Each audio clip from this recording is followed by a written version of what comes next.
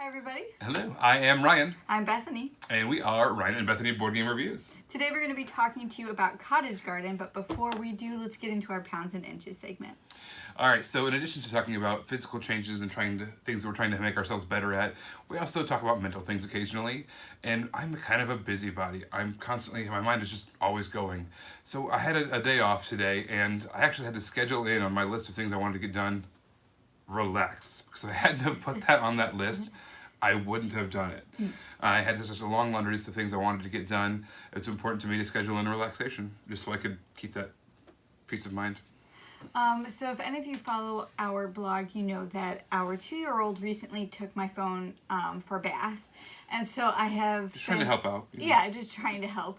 But the good thing about that is I finally reverted to using my old digital alarm clock instead of using my phone for an alarm clock in the morning, which means I'm not looking at my phone at night.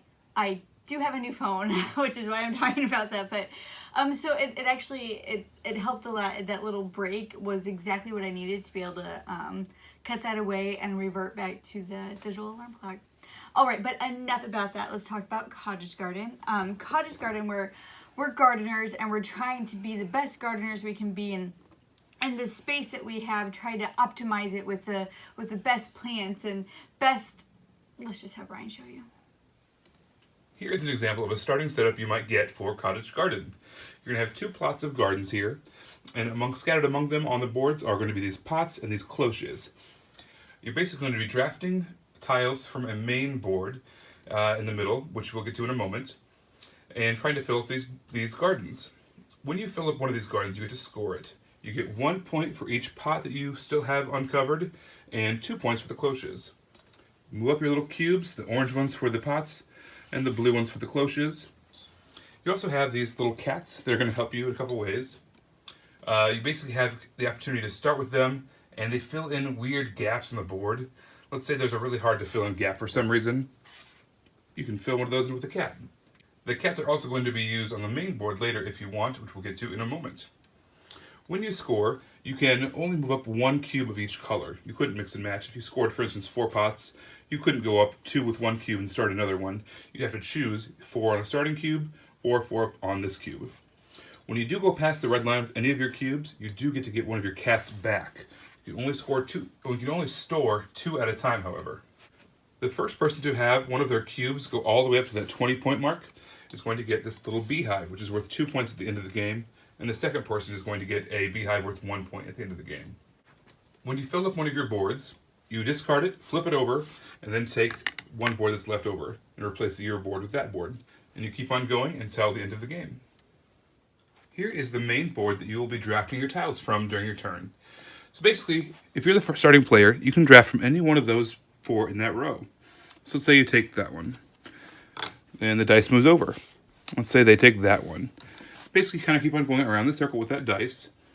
If ever a row gets to the point where there's only 1 in it, and it's your turn to start that row, you take the tiles from the front of the wheelbarrow here and fill in that row. The wheelbarrow goes forward. And then, if ever one of your gardens empties, they kind of file in behind the wheelbarrow. We kind of mentioned that if there was like 3 or 4 tiles gone from around, they automatically refill from in front of the wheelbarrow. But let's say you only had 2 gone, but you really wanted one of the 2 tiles that was ahead of the wheelbarrow, you can instead spend one of your cats to fill in those 2 spots. That might give you something that you want better that might fit your board. So you're going to be taking these tiles, adding them to your garden. If for some reason one of the tiles doesn't really work for you or you don't want it, you can always instead take one of these little pots out of the wheelbarrow. And it's one of the pots also on your player board, so it's going to count as a point as well as kind of fill in a weird spot maybe on your board. Some of the made tiles also come with tiles or pots built in, kind of hidden in the tile also. As the dice roams around the board and it comes back to the starting spot, it's going to turn into a 2. That signifies that it's the second round. It keeps on going around and around. At the end of the 5th round, any flower bed that you have or any garden that you have with less than 3 tiles on it gets discarded. So then you just keep on working with only what's left. If that means you have none left, then so be it. But for each player who continues playing after that point during the sixth and final round, they have to lose 2 points each round, either by moving back those 1 point orange cubes 2 spots back, or by moving those blue 2 point cubes 1 space back. So during that last round, you're basically just trying to finish up anything you have in front of you. It's really just kind of a cleanup round. And then at that point, you tally up your scores. Whoever has the most points wins. Alright guys, I really enjoy tile-laying games, and this game is no different for me. I really liked this one. I like the weird pieces, and I think when you played a lot, there's like pieces that you like to use even if it's not necessarily the best for you. For me, it's the piece I call the chair piece. Looks like a chair, and even if it doesn't work out with me, and even if it's going to hurt me in the long run, I need to make sure to use the chair. And I just like how you become familiar with it and how you want to use these weird pieces in different ways. I think it's incredibly smooth how the turns kind of flow into one another as you refill the spots on the board. You take pieces, and it's just very smooth. In the rounds, you flip that dice over. Very clever. I do like how you can plan ahead too. So you know what pieces are out there, and you know if you can count what pieces potentially will be available for you. Somebody else could take them before your turn. Or you can use that cat to get these extra pieces if you know what you need and there's things there. I like how you can kind of plan ahead, but you still have to be flexible at the same time. The scoring of this game is kind of neat. It really encourages you to diversify which kind of boards you use and what you cover up and what you don't. I think that's neat, and I think that the pots are a very clever way of kind of filling in those small gaps.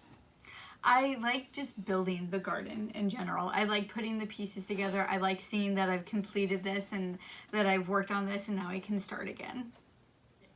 I don't really have anything I dislike about this game. I really enjoyed it. Yeah, this is a game that we picked up on a whim, ended up loving it. We love other Uwe Rosenberg games, and this was just fit right in with our collection. I think that if you like tile-laying games, this is a must. You would really enjoy it, and I think that it's something to definitely investigate if you get the chance. All right, we are Ryan and Bethany Board Game Reviews. You can subscribe to our YouTube channel to see more videos as they come out.